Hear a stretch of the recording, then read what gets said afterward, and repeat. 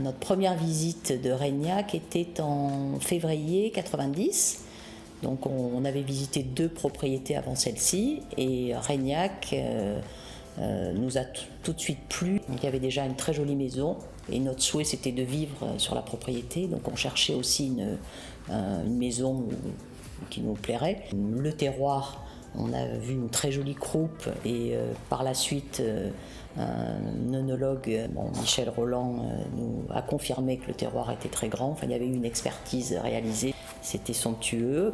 Il y avait énormément de choses à faire, mais ça ne nous faisait pas peur. Au contraire, c'est comme ça qu'on a découvert Reignac. Et un mois plus tard, on signait le 1er avril 90. On était propriétaire de Reignac et l'aventure commençait. De faire le meilleur vin possible. Alors ça, c'est une chose à laquelle nous sommes attachés et que nous n'avons jamais lâché.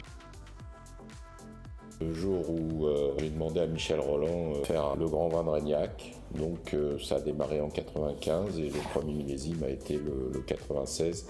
Ça a été vraiment la prise de conscience, le virage absolu. Après, ça a été suivi par la mise au point de la fermentation intégrale en barrique. Ça, c'était en 2001 avec Balthus. Aujourd'hui, on recherche énormément. Nous sommes en lutte raisonnée et on a mis au point des techniques. Par exemple, pour traiter les effluents, on a une bambouseraie de 3000 m², ce qui est quelque chose c'est tout à fait nouveau. Enfin, c'est peu répandu depuis 30 ans même, puisque ça fait 30 ans, puisque ce sont les 30 ans du château.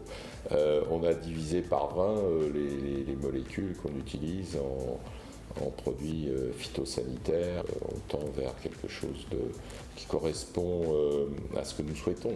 Ce sont des vins les plus sains possibles. Des chasses au trésor qu'on organisait pour les anniversaires des enfants. La plus grande réussite, c'est quand même la qualité de nos vins. La régularité. Parce que la régularité, oui. Ça ne peut pas être une fierté, hein, c'est une addition de choix, de rigueur dans tout ce qui est fait depuis 30 ans. C'est avant tout, j'ai créé les racines de ma famille, voilà, à Reignac. C'est l'équilibre que me procure Reignac.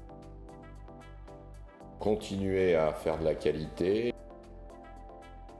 Alors, nous étions en voyage en Thaïlande. Nous arrivons dans un endroit improbable, c'est l'île de Koh Kood, dans un hôtel. Et donc, après 15 heures de voyage, on va dîner.